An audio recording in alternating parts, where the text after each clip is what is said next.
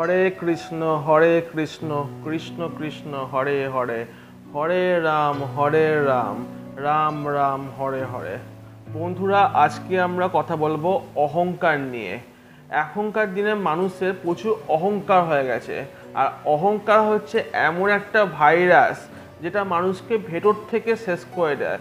মানে কোনো ব্যক্তি বুঝতেই পারবে না যে তার মধ্যে কখন অহংকার চলে এসছে, তাকে ভেতর দিক থেকে এমনভাবে তাকে শেষ করে দেবে, সে কোনো মানুষ টেরও পাবে না। এই অহংকার যদি কোনো মানুষের মধ্যে একবার চলে আসে, সে জীবনে যতই উন্নতি করুক না কেন, কিন্তু তার পতন একদম অনিবার্য হয়ে ওঠে। সে যে কোনো প্রাণী ক্ষেত্রেই হোক না কেন, কোনো ব্যক্তিকেই বা কোনো প্রাণীকেই কখনো জীবনে অহংকার করা উচিত নয়। বন্ধুরা, আজকের ভিডিওটা আপনাদেরকে বলবো ভগবান শ্রীকৃষ্ণ অহংকার নিয়ে কি বলেছে তা ভগবদ গীতায়, আর এই অহংকার নিয়ে কি বলতে চেয়েছে, এই সমস্ত কিছু নিয়ে বিস্তারিত আলোচনা করব আজকে এই ভিডিওটার মাধ্যমে। তাই তোমরা সকলেই আজকে ভিডিওটা শেষ পর্যন্ত অবশ্যই দেখবে। তাই চলুন আজকে ভিডিও শুরু করা যাক।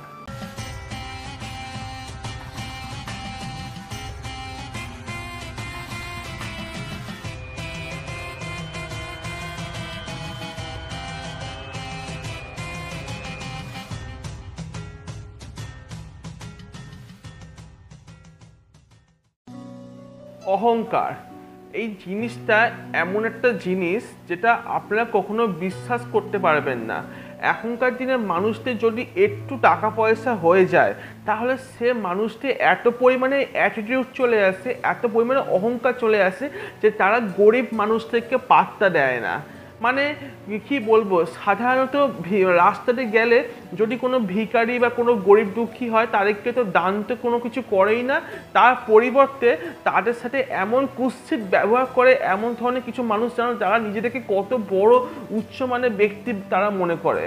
তাই এই কোনো মানুষেরই অহংকার করা উচিত নয়।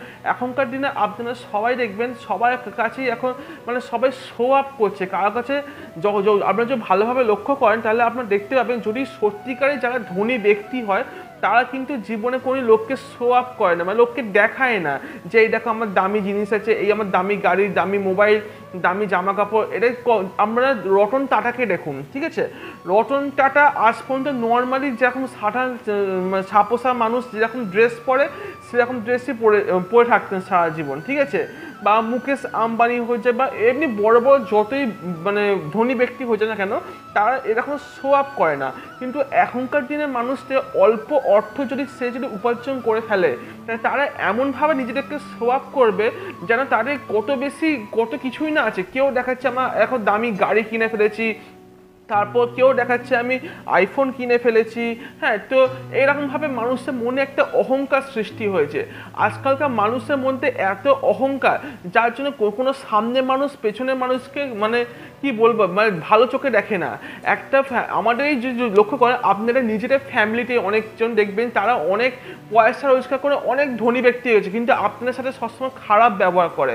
মানে যেসব এখনকার দিনে মানুষদের একটু টাকা পয়সা হয়ে গেলেই তারা নিজেদেরকে এমন মনে করে যেন তারা কত বড় মাপের ব্যক্তি। আর এটাই হচ্ছে মেন কথা, হচ্ছে কলিযুগটা এমনভাবে চলে এসছে, কলিযুগেতে মানে মানুষকে বিশ্বাস করছে না। এখনকার দিনে মা বাবাকে কেউ এখন আর শ্রদ্ধা করে না। হ্যাঁ, প্রত্যেক সংসারে দেখবে অশান্তি লেগে আছে শুধুমাত্র এই অহংকারের জন্য। দেখবেন স্বামী স্ত্রীর মধ্যে ঝগড়া হচ্ছে, পিতা পুত্রের মধ্যে ঝগড়া হচ্ছে, ভাই বোনের মধ্যে ঝগড়া হচ্ছে, দাদা ভাইয়ের ঝগড়া হচ্ছে। হ্যাঁ, সব জায়গাতে সমস্ত ফ্যামিলিতে ঝগড়া হচ্ছে। এর মূল কারণ কি জানেন? অহংকার আর হিংসা। ভগবান শ্রীকৃষ্ণ বলেছে যে কোনো ব্যক্তিকে কেন অহংকার করা উচিত নয়। এটা একটা অর্জুন যখন ভগবান শ্রীকৃষ্ণকে যখন প্রশ্নটা করেছিল যে কোনো ব্যক্তিকে অহংকার করা কেন উচিত নয়, অহংকার, তখন এর উত্তরেতে ভগবান শ্রীকৃষ্ণ যেই কথাটা অর্জুনকে বলেছে সেটা আপনাদের শোনা দরকার। ভগবান শ্রীকৃষ্ণ বলেছে, দেখো একটা উদাহরণ দিয়ে বলেছে। কি উদাহরণ দিয়েছে? আমাদের মৃত্যুর পর, ঠিক আছে, আমাদের যে মৃত্যুর পর আমরা সে ধনী ব্যক্তি হয়ে যাক, মধ্যবিত্ত হয়ে যাক, বা একদম গরিব ব্যক্তি হয়ে যাক কেন, সে মৃত্যুটা কীভাবে হবে? আমাদেরকে সবাইকেই সে আগুনেতে পুড়েই মরতে হবে। আর আমাদের মৃত্যুর পর আমাদের শরীরে সামান্য কিছু অবশিষ্ট পড়ে থাকবে, কয়েকটা হাড় গুড় পড়ে থাকবে, ব্যাস সেইগুলো আস্তে আস্তে আস্তে মাটিতে মিশে যাবে। যেটা তোমাদের ছাই ভস্ম যেটা হয়, সেটাও একসময় মাটিতে ধূলিসাৎ হয়ে যাবে। তো এত মানুষে এত অহংকার করে কি হবে? এই যে আমাদের সেই শরীরটা, এই শরীরটা কিন্তু আমাদের নিজেদের নয়, কারণ ভগবান শ্রীকৃষ্ণ বলেছে আমাদের মৃত্যুর পর আমাদের শরীরের মৃত্যু হয়, কিন্তু আমাদের আত্মার মৃত্যু হয় না। একটা মানুষ যেমন পুরনো জামা কাপড় ফেলে দিয়ে নতুন জামা কাপড় পরিধান করে, ঠিক সেরকমভাবে আমাদের আত্মাটাও মৃত্যুর পর পুরনো শরীর ত্যাগ করে নতুন শরীর পরিধান করে। এই জন্যই যে শরীরই আমাদের একটা নিজের নয়, তাহলে আমরা কে? আমরা সামান্য আত্মা। তাহলে আমাদের একটা অহংকার করা কি আছে? আজকাল মানুষ বিউটি পার্লারে গিয়ে, সেলুনে গিয়ে নিজের রূপচর্চা করে, কিন্তু এটা আমরা শরীরকে আমরা সুন্দর করছি। আমাদের যে অন্তর আত্মা, আমাদের মন, সেটাকে কি আমরা সুন্দর করছি না। আমরা লোককে দেখাবো, লোকে আমাকে স্টাইলিশ বলবে, আমার সৌন্দর্য প্রকাশ পাবে, এই জন্য আমরা লাখ লাখ টাকা, হাজার হাজার টাকা আমরা সেলুনে খরচা করে নিজের রূপচর্চা করবার জন্য। এত অহংকার কিসের মানুষের? এই শরীরটাই তো আমাদের নিজেদের নয়। মৃত্যুর পর এই শরীরটা তো তোমার পঞ্চতত্ত্ব বিলীন হয়ে যাবে, তাই না? আমাদের তো পঞ্চতত্ত্ব মানে কি? এই পৃথিবী হয়ে যাক, আকাশ হয়ে যাক, বায়ু, জল, অগ্নি, এই 5টা তত্ত্ব মিলে তো এই তোমার পঞ্চতত্ত্ব তৈরি হয়েছে। এই সব কিছু দিয়েই তো আমাদের শরীর গঠন হয়েছে। তা আমাদের মৃত্যুর পরে শরীরটা পচে যাবে। আপনারা একবার ভেবে দেখেছেন, আপনার যখন মৃত্যু ঘটবে, আপনার মৃত্যুর পর আপনাকে কেউ নাম ধরে রাখবে না।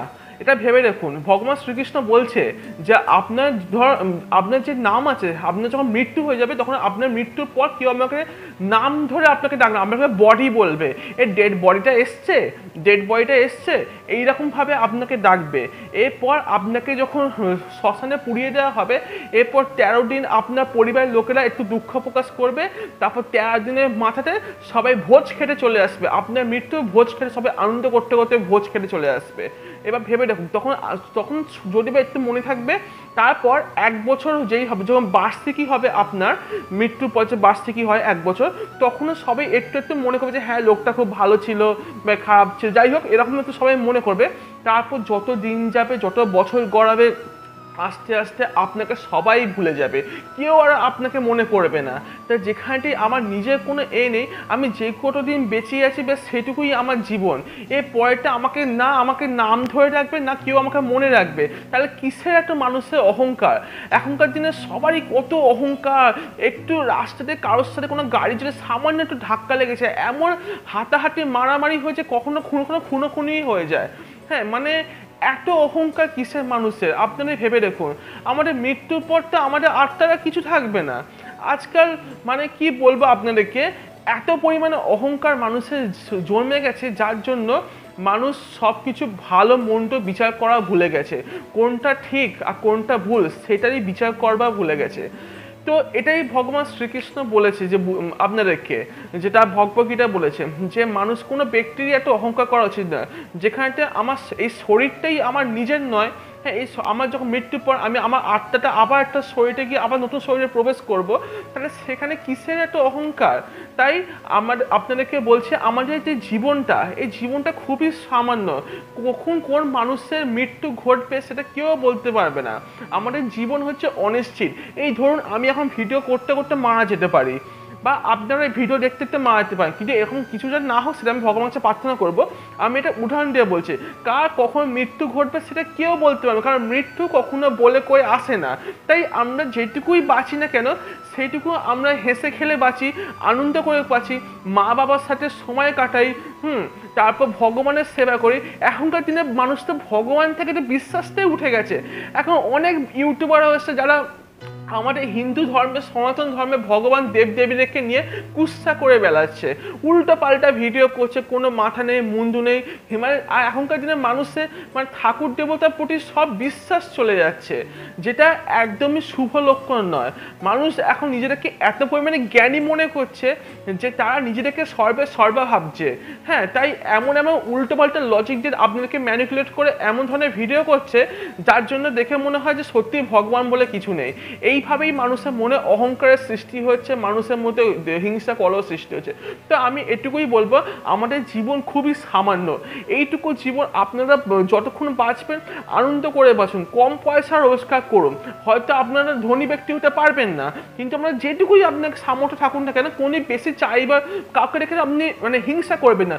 ওর অত পয়সা, তাহলে আমারও অত পয়সা দরকার। ও দামি গাড়িটা কিনেছে, আমাকেও দামি গাড়িটা কিনতে হবে।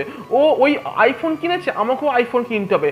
এরকম কাউকে দেখে আপনারা হিংসা করবেন না, কাউকে দেখে আপনারা মানে মানে কি বলবো, রাগ, হিংসা, লোভ, অহংকার এসব কিছু করবেন না। ভগবানের আশীর্বাদে আপনারা আপনাদের জীবনে যা পেয়েছেন সেটুকু নিয়ে আপনারা আনন্দ করুন, মা বাবার সাথে সময় কাটান, বন্ধু বান্ধব, পরিবার, আত্মীয় স্বজন, ভাই বোন সবার সাথে আপনারা সময় কাটান। তাহলে দেখবেন জীবনে বাকি জীবনটা আপনারা আনন্দ করে বাঁচুন, দেখবেন আপনাদের মৃত্যুর পর আপনাদের আত্মারও খুব ভালো মুক্তি পাবে। ঠিক আছে, কোনো মানুষকে দেখে লোভ করবেন না, হিংসা করবেন না, রাগ করবেন না, অহংকার করবেন না। তো আজকের ভিডিওটা মূল আমার এটাই ছিল যে আজকালকার দিনে মানুষের মনে যে অহংকারটা আসছে, এটা কেন আসছে সেটাই আপনাকে তুলে ধরলাম। আজকে এই ভিডিওটা আমি কিছুটা শ্রীমদ্ ভগবদ গীতা থেকে আমি অনুসরণ করে আপনাদেরকে জানালাম, আর আমার নিজের কিছু মতামত আপনাদেরকে জানালাম। তো বন্ধুরা, আজকে এই ভিডিওটা আপনাদের কেমন লাগলো আমাকে অবশ্যই কমেন্ট করে জানাবেন। আর এরকম ধরনের যদি আপনাদেরকে আরও ভিডিও দেখতে চান সেটাও আমাকে অবশ্যই কমেন্ট করে জানাবেন। আর আজকের ভিডিওটা যদি আপনাদের একটুও ভালো লাগে তাহলে অবশ্যই একটা লাইক করে দেবেন। আর এরকম ধরনের ভিডিও দেখবার জন্য দয়া করে আমার চ্যানেলটা একটু সাবস্ক্রাইব করে দেবেন। ঠিক আছে বন্ধুরা, যদি আপনাদের আমার ভিডিও ভালো লাগে তবে সাবস্ক্রাইব করবেন, জোর জবরদস্তি করছি না। ঠিক আছে বন্ধুরা, তো এটাই ছিল আজকে বলবার জন্য। ততক্ষণ সবাই আবার দেখাবো আপনার সাথে অন্য একটা সুন্দর ভিডিওতে।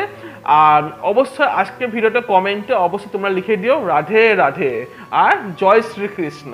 ঠিক আছে, অবশ্যই তোমরা লিখে দিও। চলো বন্ধুরা, আবার দেখাবে অন্য একটা সুন্দর ভিডিওতে তোমাদের সাথে। ততক্ষণ সবাই ভালো থাকবেন, সুস্থ থাকবেন, নিজের পরিবারের খেয়াল রাখবেন, আর কোনোদিন অহংকার করবেন না। ঠিক আছে বন্ধুরা, চলো রাধে রাধে।